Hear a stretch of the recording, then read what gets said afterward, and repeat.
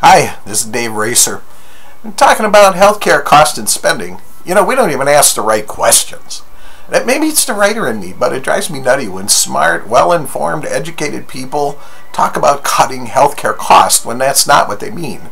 What I believe they mean, if you take it from the context in which you usually hear it, is that they think we spend too much on healthcare, and that assertion is really kind of hard to defend. The evidence, I say, is this. Listen to the discussion.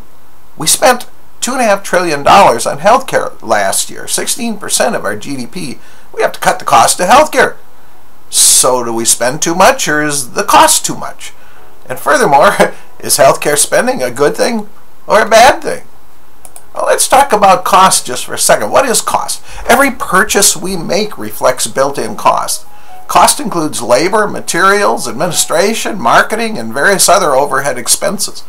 The cost of a pacemaker, for instance, includes the research, the development, marketing, the buildings in which all this is done, the taxes, snow plowing all across the country lately, administration, and a whole lot more. You get the idea?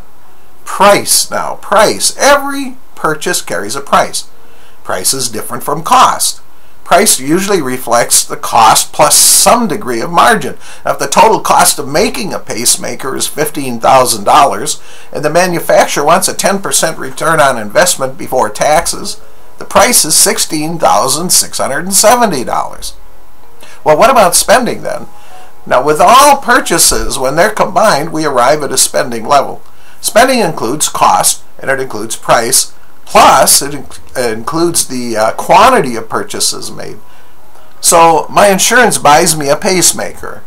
9 others in my town also receive pacemakers, thanks to their health insurance or government health plan.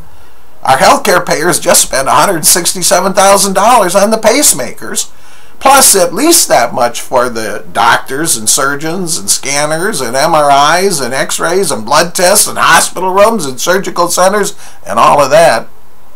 So every facet of the healthcare spending industry costs something, and every facet of the healthcare industry reflects that cost and the selling price. Spending reflects purchase quantity.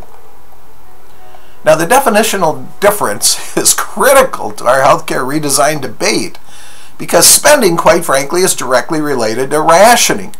Someone is going to ration healthcare because someone has determined that we spend too much in the aggregate or we spend too much on a certain type of procedure. The best way to control the cost, on the other hand, is through competition. When Smart Choice of Milwaukee figured out how to do all MRIs for $600, it should have resulted in other MRI providers finding a way to reduce their costs if they want to stay in business.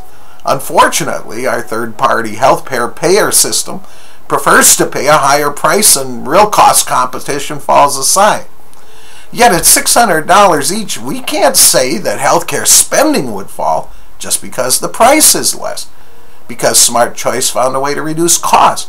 Spending could very well double as more people choose to buy less expensive MRIs in place of less effective but cheaper x-rays.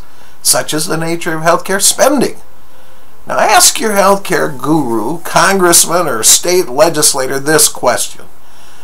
Do you intend to reduce healthcare spending, or do you intend to reduce the cost of healthcare? It's a critical question. Now, there is something Congress and legislators can do to reduce costs, and they ought to do it quickly. The cost of business regulation, according to the Wall Street Journal in 2009, was $1.75 trillion, 14% of GDP. What if a miracle occurred and elected officials actually decided to reduce overregulation of business? Overregulation of business that drives up the cost of doing business, then the cost of healthcare and the price of healthcare could fall all along the line.